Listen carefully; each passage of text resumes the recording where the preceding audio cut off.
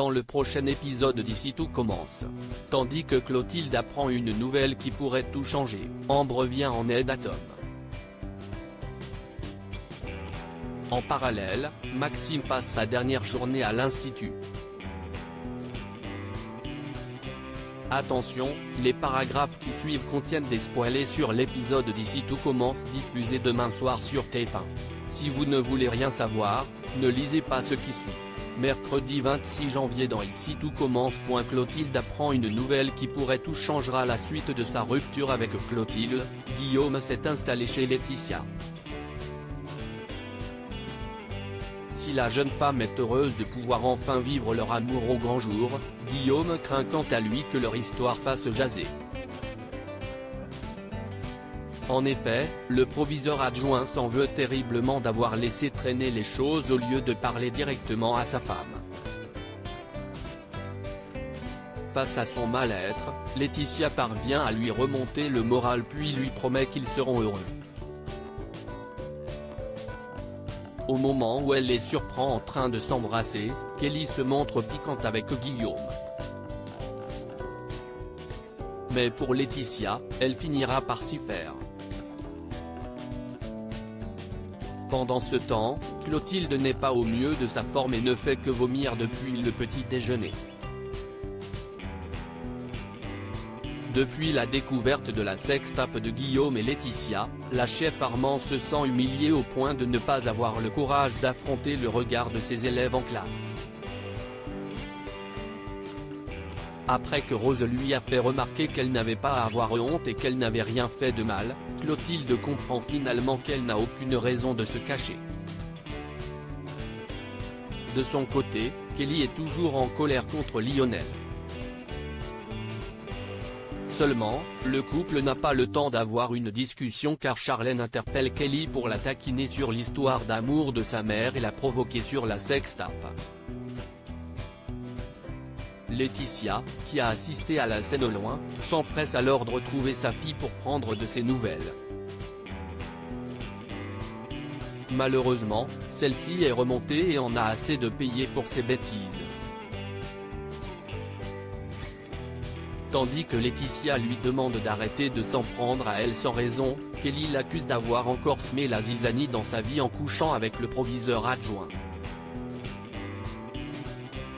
Et d'ajouter que son histoire d'amour lui pourrit la vie. Pour conclure, la jeune femme lance qu'elle est lasse de toujours passer en dernier. Non loin de là, Clotilde est à bout de force et tente d'assurer ses cours tant bien que mal. Affaiblie, elle finit par s'évanouir devant ses élèves.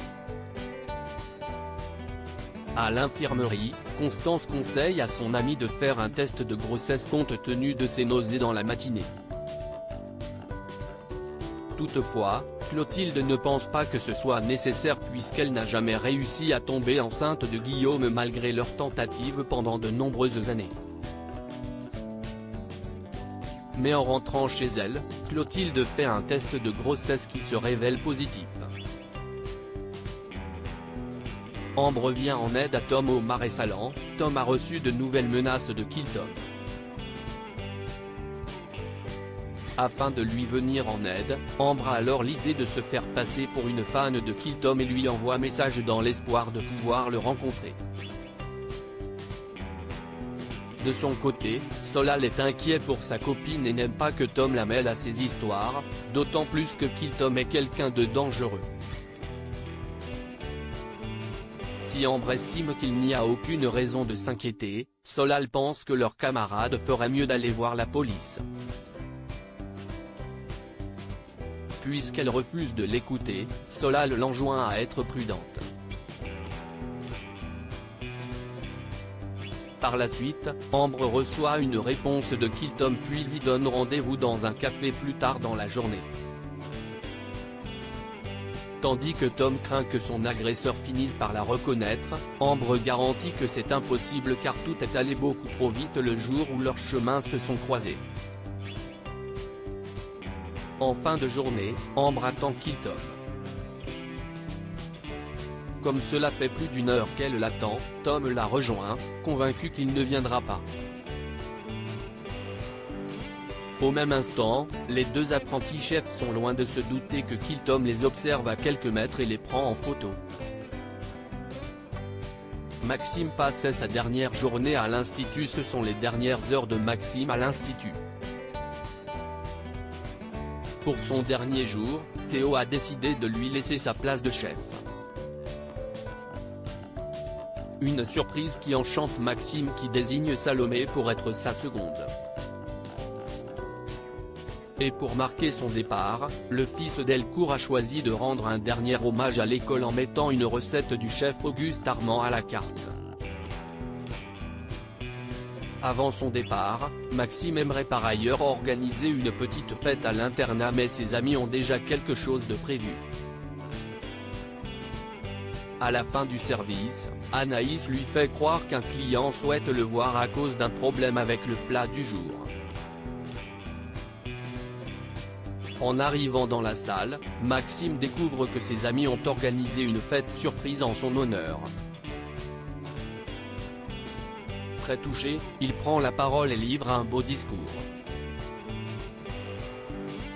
Dans celui-ci, le fils Delcourt explique combien il a appris grâce aux professeurs mais aussi aux élèves qui sont devenus des amis.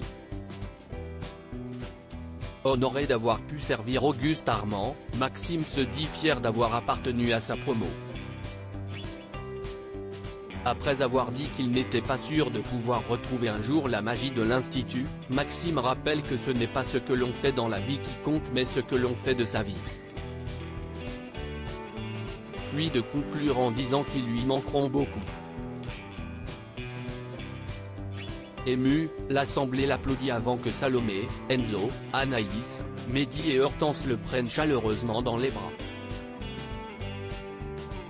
À la fin de la fête, Maxime et Salomé sont une dernière fois en tête-à-tête. L'occasion pour l'ancien couple de se dire adieu. Une fois qu'ils se sont embrassés, ils partagent un dernier moment intime.